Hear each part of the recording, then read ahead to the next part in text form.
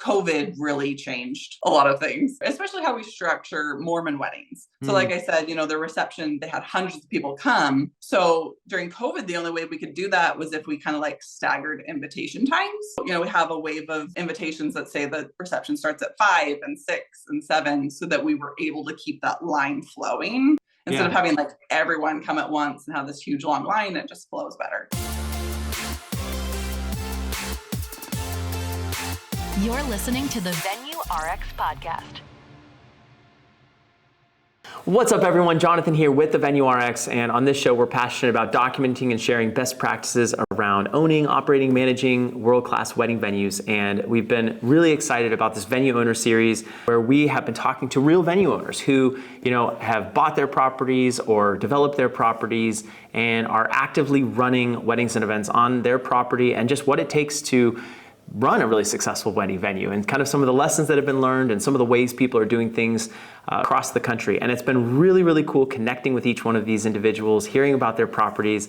And today's show, I'm extremely excited about, and I think you will be as well. We get to talk to someone who has a venue in Utah, and this on our show is the first venue owner that we've talked to in Utah. So I think it's going to be a special treat, and I'm really excited to welcome Shirelle Benard to the show. Thank you so much for being here. Hi, thanks for having me. I am really excited to chat and dive into your venue. You have a gorgeous venue. I went to your website, of course, kind of during some of the preparation for the podcast, and I loved, you're going to see an inquiry probably from me, or like one of the little pricing things, because I wanted to see, you've got a really cool way of just giving the viewer or the visitor to your website exactly what they want immediately. And I love that. That's so cool. So could you, before we get into that, because we're going to talk about marketing and some of those different things, I'm curious about you, a little bit of an origin story. Like, how did you get into this industry? Did you have a background in events? And kind of bring me up into the point of time when you decided to start a wedding venue. Yeah. So at the time that we purchased the venue, it was an existing venue already. I had been a stay-at-home mom for about 5 years. And I was just kind of done with that. Yeah. There's nothing wrong with being a stay-at-home mom, but it just was not for me. So my dad was actually a real estate investor and just happened upon this venue that was for sale. The previous owner wanted to carry the note. And my dad was like, hey, I really need someone to run this, at the same time that I was kind of like, please, I need something to do. So I went in with my dad and we purchased the venue. But very quickly I realized, like, I really like this. And my husband really liked it as well. And he was doing kind of a full-time job at the time. And we kind of went to my dad and was like, we kind of want to buy you out. We kind of just want to do this on our own. We really like this. So then my father carried another note. So we had kind of like two notes going on when we started out. Amazing. Okay, so he originally purchased the property. Did he originally purchase the property because he saw it as a great investment opportunity, separate from the wedding? Yes. Okay. So it was already a wedding venue. Oh, amazing. Okay. Yeah. So we purchased the business and the property at the same time. Got it. Was that how was that just kind of breaking those two pieces apart? Because just from what I've heard from talking to other folks, a lot of times, they're trying to figure out, should we value the business separately, the property separately? Should they both go together? What did that look like?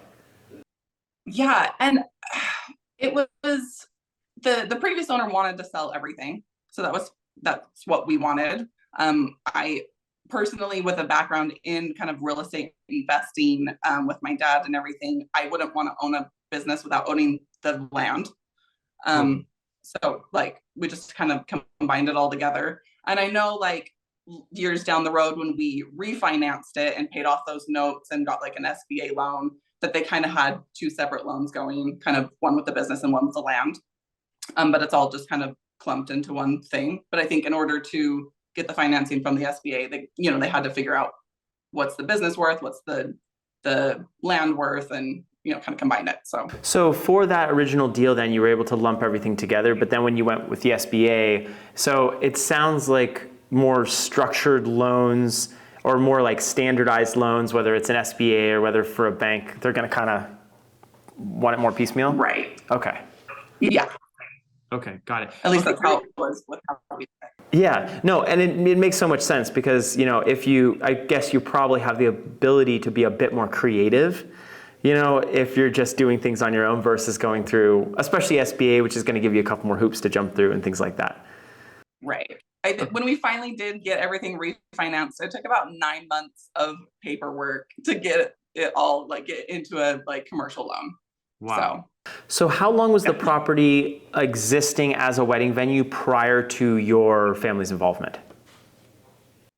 So it has on our property, we have 2 acres and 2 different buildings. And kind of the main building was built as a wedding venue in the late 70s. And then kind of the back building, which we call our barn, the previous owner built about 8 years ago. So, but the main building had kind of been a wedding venue on and off, different things. It was a school at one point. It was like an office. And the previous owner was the one who turned it back into a wedding venue and built the barn. Got it. So then when you had it, how long have you owned the venue now? For just over 4 years. Oh, very cool. Okay. When you got the business, and I'm super curious about this because I think there's a lot of people who may not want to just build from the ground up, and they might be thinking of purchasing an existing, wedding venue with existing business. What was that transition process like? Were there weddings booked that you had to take over and introduce yourself to and all of that? Give me a little bit of that story.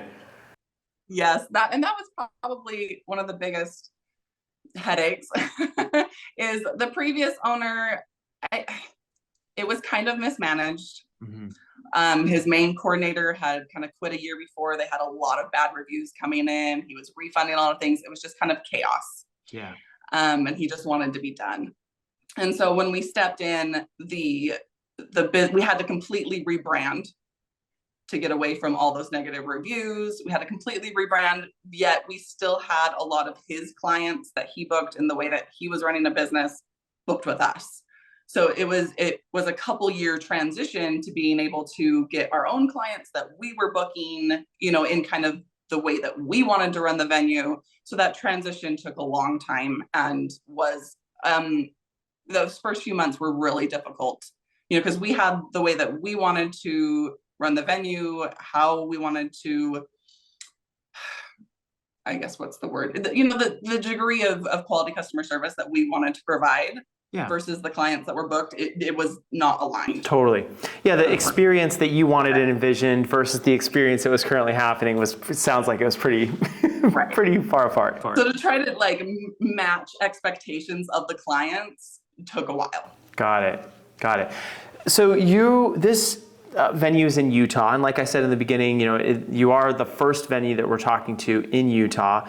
Are there differences do you feel like there's differences based on what you've learned about the industry in venues in Utah, just kind of in general, maybe culturally, or are there a lot of similarities? Kind of walk me through that. So culturally in Utah, weddings are very different than from outside of the country because you have a heavy Mormon influence in Utah. And so how weddings are structured in Mormon culture is the couple has their ceremony in a temple. And then they come to our venue and they do a luncheon with the people that were at the temple. And then they have their reception where hundreds of people come, kind of say hi, grab a dessert, and leave. And so that's kind of the Utah Mormon culture type of wedding. And then we have the other weddings that are more, I think, standard kind of across the country, where you kind of have the same group all night. You do a ceremony, you serve dinner at the reception, you have a bar, and you party. And so we had to structure our packages to kind of fit both ways to do a wedding. Totally. Which has also been a struggle. Yeah, well, I have so many questions now about this. So because I transparently am just not aware of what culturally appropriate or acceptable Mormon wedding would look like. I've never been to one. And maybe for many of our listeners and viewers, they haven't either. So for that traditional style where someone is going to the temple, then there's a lunch. Is the lunch held at the venue? Yeah, so we have two different buildings, and a lot of Okay. times we'll hold their lunch in one and then their reception in the other. So do those people leave, or is it generally the people who came to the lunch, do they leave, or typically is it just an add-on? So maybe there's 50 people at the luncheon and then there's 250 people that show up for a total of 300. Right. So the people that have been there all day, because Mormon weddings kind of are all day, you're at the temple, you do pictures of the temple, then you go to the luncheon, do pictures of the luncheon. Usually like grandparents and kids have had it by then, so they leave. And the reception is more of like, so in the LDS church and the Mormon religion, your communities are structured in what's called wards. Like your congregation's called a ward, and typically you invite everyone in your ward. Oh, wow. So it's like hundreds of people. They come, they go through a line, they congratulate you, they grab a dessert. Mormons rarely serve anything other than sugar at their reception. And then they leave. So it's kind of like this flowing reception. Got it. Not like something traditional where you're like what I'm thinking of a wedding where the reception is people come, they stay, they hang out. And I guess there's that piece of dancing and drinking and things like that. So being in Utah then, I mean, a bar is such a crucial part of what most people think of a wedding, right? I mean, I just talked to some folks in Texas, they're like, oh, we got our TABC license because the bar was a big part of our business model. You don't have that piece, it sounds like, for some of the weddings, but we don't have that piece for our Mormon weddings. Okay. And here's another part that's kind of different is a Mormon engagement is typically only 3 to 4 months. Oh, wow. So our I don't know what to call them. Our normal weddings, I hate to say normal weddings, but like the traditional type of weddings, they typically are booking out our weekends about a year in advance. Yes. And then the Mormons come in and kind of fill in the weekdays. So our weekday weddings are usually the Mormon weddings, Wednesday, Thursday, and then Friday, Saturday, we're doing bar weddings.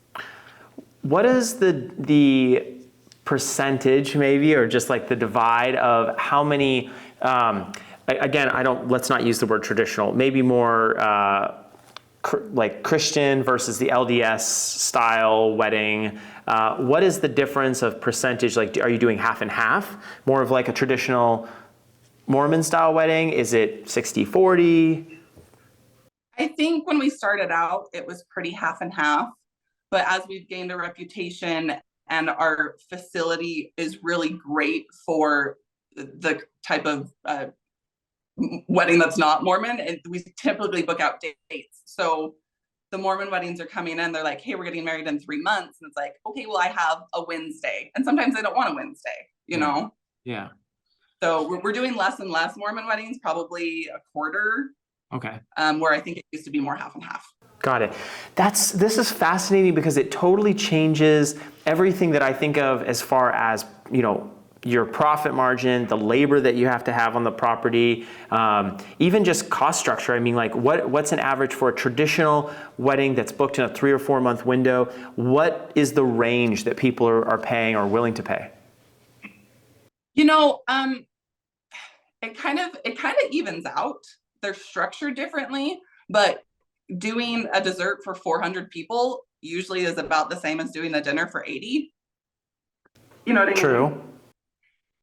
So they're not going to have like that ceremony part, but they are going to have, like a luncheon, which is quite a bit of, very similar to what people would spend food wise for a regular reception. And then you're doing like some type of dessert, or like, Utah soda bars are kind of really popular. Okay. And then for, hundreds of people. So they end up spending about the same as our other type of weddings. Got it. I love that. The soda bar thing is very cool. I'm actually on the back end of a full year of sobriety. I just we've got 5 kids. People do ask if we're Mormon. I'm like, no, we just wanted to have a big family. But I decided at the beginning of this year, I want to take a full year off of drinking. And I can't tell you how much I appreciate when there's other, non-alcoholic options. It's been Really cool, but that's something that I never realized before. So in this model, it's completely driven by that. A couple more questions about this, because I'm just like fascinated in how weddings look differently in different parts of the country. So when you have a wedding where it's kind of lunch focused for the main portion of the meal, is that where you're having caterers? Is that where you're having other vendors come in, or is everything that you do provided by your venue in-house? So we kind of gradually added a bunch of in-house elements, but right now we are doing all the catering in-house, bar services in-house, cake and floral, we have optional in-house. We do allow people to choose a different cake artist or florist, but we have all of the coordinating and all the decor setup is also in-house. So the couple really only needs to get like a DJ if they want a DJ, but we do have a sound system. An officiant if they're doing their ceremony at our facility, and a photographer. Got it. Okay, so it is a kind of a one-stop shop for a lot of things, it sounds like. How does that vary? Are there differences in packages for more traditional Mormon weddings or more kind of the weddings that people are used to going to with the cocktail hour, reception, that kind of style? Right. So we have all of our weddings are very customizable as far as how they do the packages. We have like the reception package where if you book with us, you do need to do the reception package. Then you can add a ceremony if you want, because a lot of our clients don't need a ceremony. Yeah. And then you can add a dinner or a luncheon to that. And then from there, each reception, ceremony, and dinner package can be customized as well. So we have like our silver, our gold, and our diamond in each category.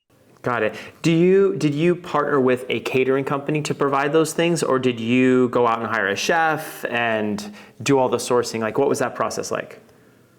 Yeah. So when we very first started, we were just doing like the coordinating and decor aspects. We had a large inventory from the previous owner of tables, chairs, linen, centerpieces, that sort of thing. So that's what we started with. The next thing we added was in-house catering. So we did hire a full-time chef, and we have a kitchen staff. Then we got our liquor license, which in Utah is also very difficult and months and months of paperwork, but we did get a liquor license. And then we also added the cakes, and this past year we added florals. Got it. And they're all in-house, like our employees. Makes sense. So this is incredible, by the way, really quick, because you're a stay-at-home mom. I know my wife is like, we run the business together. We own our company together. She could not just do the stay-at-home mom thing. She definitely wears, both hats. She's our COO. And then, she also is the COO of our home. She's more like the CEO of our home.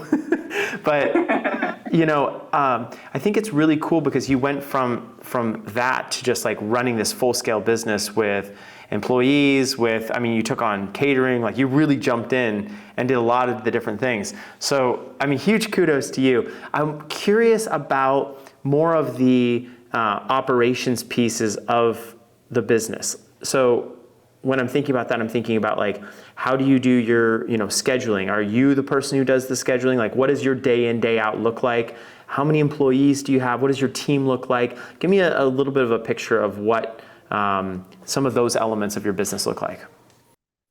Yeah. So we are open Tuesday through Saturday, and closed Sunday and Monday. In Utah, it's too hard to staff Sundays. We just didn't even try.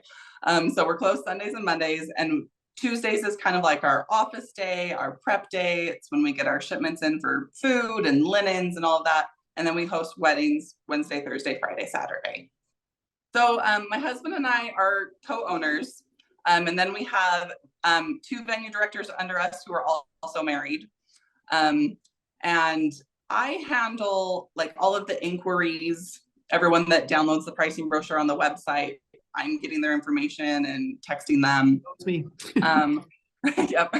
I handle all of the tours and all of the bookings, and then like all of the invoicing. So that's my portion. My husband does all of the venue maintenance. He does the accounting, and then he also is our bar manager and handles all of like the bar inventory and scheduling for the bartenders. Then we have our 2 venue directors. We have Shawnee, who does all of our like consultations, all the scheduling for the consultations, and then communicates that information to the rest of the team. And then our other venue director, Marshall, he does all the hiring, all the onboarding, knows how to do everything at the facility. So when, 3 people call in sick, he jumps in and he helps out.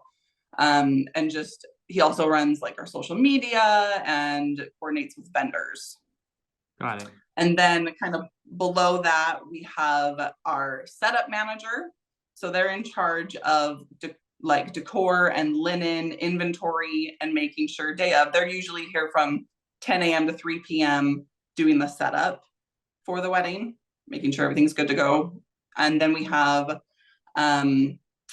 our kitchen manager, who's over, the kitchen crew, and they handle all the catering. I'm trying to think of what the third category is.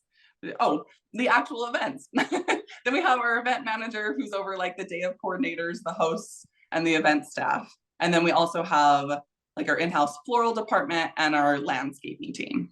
Wow, you have quite a team. And something that is like still so fascinating to me, and I'm trying to just wrap my mind around this, how challenging is it when you have maybe back-to-back weddings? You've got like a Thursday wedding that's more, traditional Mormon wedding, and then you switch.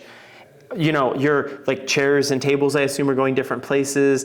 The pace of the event's going to be different. You can only do one event a day, correct? Right. We only host one event a day. Yeah. Okay. So are you pretty much booked Tuesday through Saturday, or do you generally have? So Tuesdays are prep day.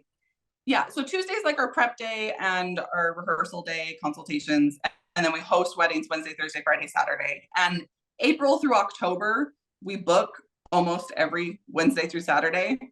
And then November through March, maybe one a week. It's kind of our off season. Our venue is very like indoor, outdoor, and a lot of people book us for the mountain views at the ceremony site, which isn't super usable in the winter. Yeah. Okay. So it is driven by those seasons. But that's pretty incredible, because then once you start that week on Wednesday, like if you have a full week, I mean, you're just go, go, go, go, go. Yeah. Set up, cook, put on the wedding, clean up, do it again. How late do weddings typically run? So our customers, we give them the facility from about 3:30 to 10. They can add additional hours on if they want. But typically their send off is at 10, and that's when we start cleaning up, and our cleanup crew and event staff are usually out of here by 11:30. Got it. Okay. So you're giving them that 7-hour window, something like that, for their event. Talk to me about the bar a little bit more. I'm curious about this because, obviously on one side, no bar at all. On the other side, people want the bar. And as you said, you're kind of getting more and more bookings into the future. So maybe you're doing 75-25. For the bar, how challenging was it getting a liquor license for your venue in Utah? Fairly challenging. The liquor laws in Utah are very strict. And we had to apply for a certain type of liquor license. And that particular liquor license, the bar has to be like 6 foot by 3 foot and on wheels, so that you can wheel it out of the way when you have Mormon weddings, because I don't want to see the bar. So it comes in handy, because our bar can be transformed and used into different things for the weddings that it's not a bar. Makes sense. How long of a process was that? It was about 4 months of just like paperwork and interviews and getting approved.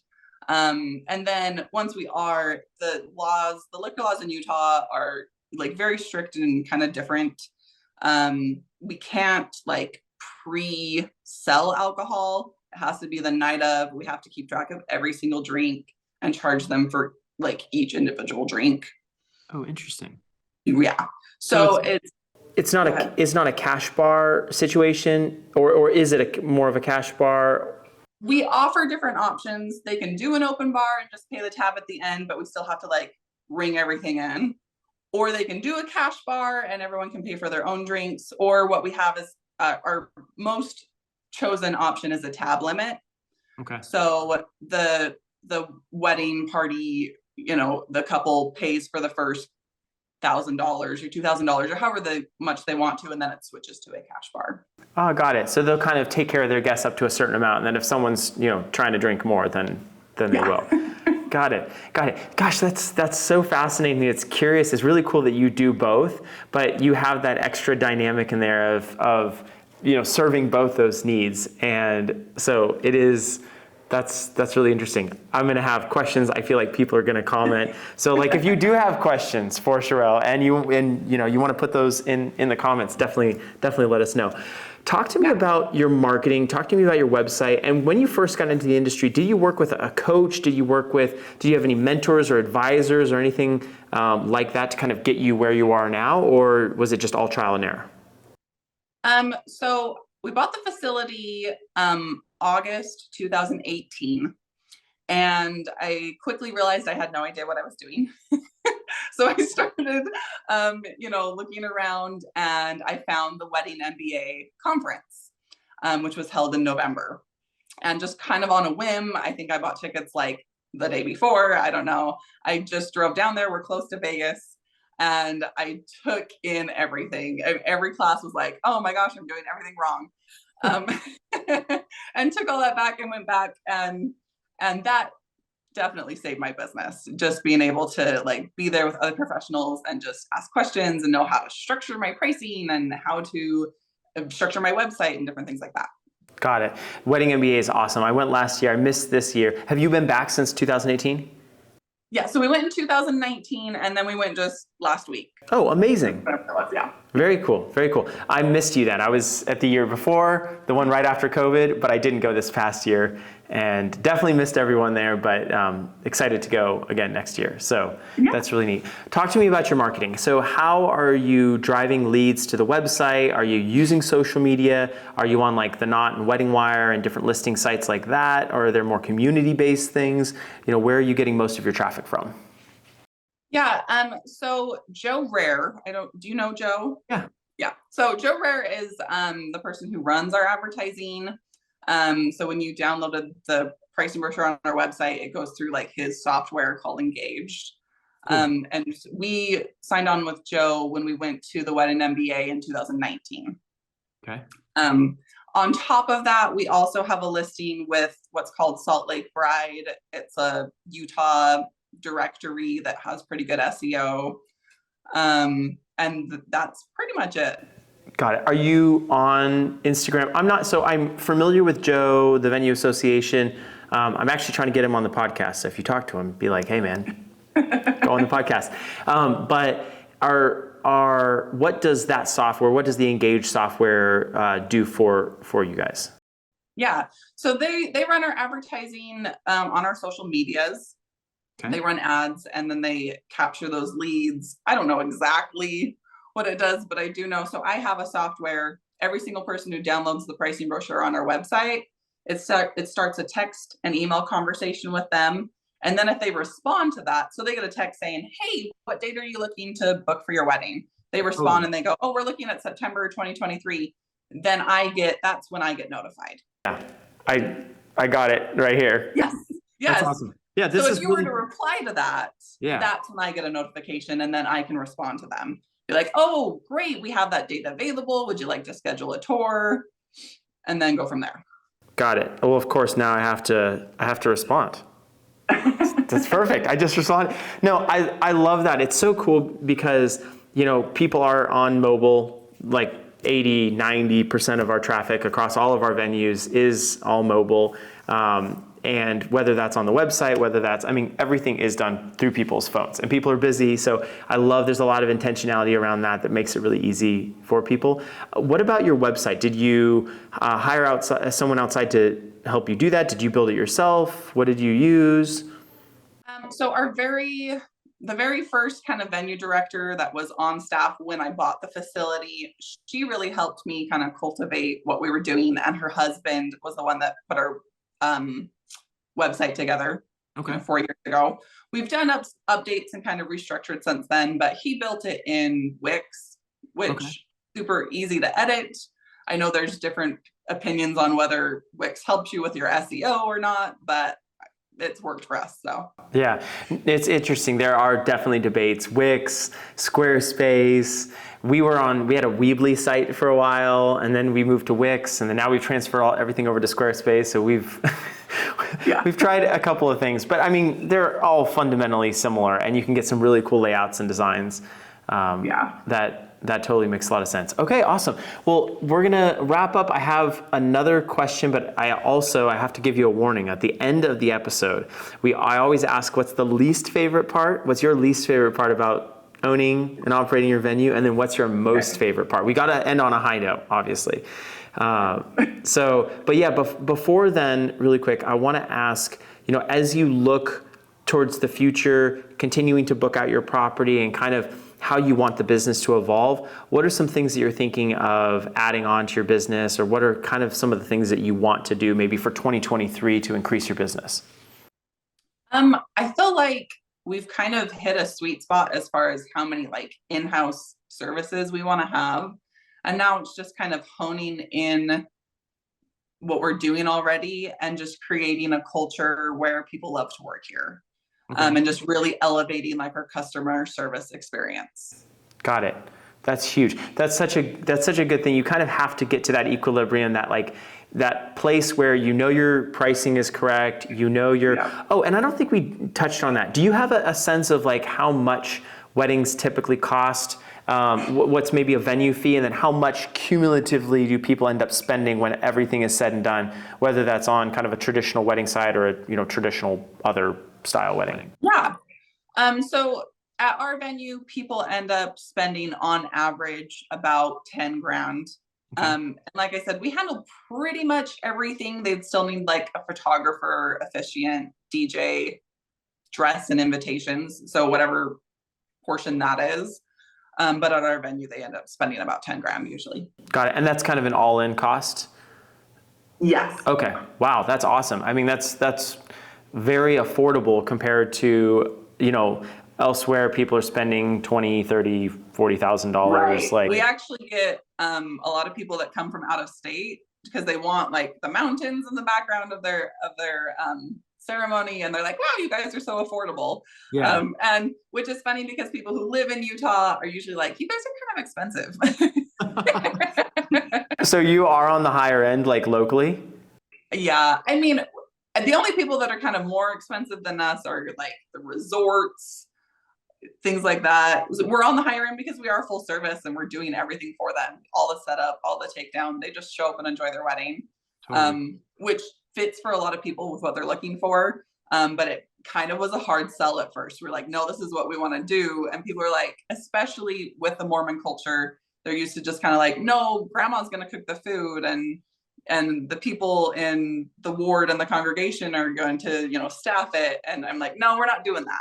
If you want to book with us, we're going to handle it. We're going to make sure it's running absolutely beautifully and make sure we have the quality control. And some people love that. Yeah. So those are the people that we book. Okay. So Shirelle, one quick bonus question before we get to the final two. As you've been in business for 4 years, it's been 4 seasons, correct? Yeah. Okay. Yeah. So as you've been in business, you've been handling the inquiries, you've been talking to couples. Have you seen any change in what couples are looking for from the experience, whether they are, couples from out of state, couples in state, Mormon couples, et cetera? Like, have you seen a change and kind of felt a difference in what people are looking for? Yeah, I think there was a huge change for us as far as like finding our niche and figuring out what customers we wanted to attract. And that might be the biggest change I've seen, is like we really just in our advertising and on our reviews and everything, we found our niche. So I feel like there's less of like fighting with people like, no, you want to book us, you want these services, and people are just finding us.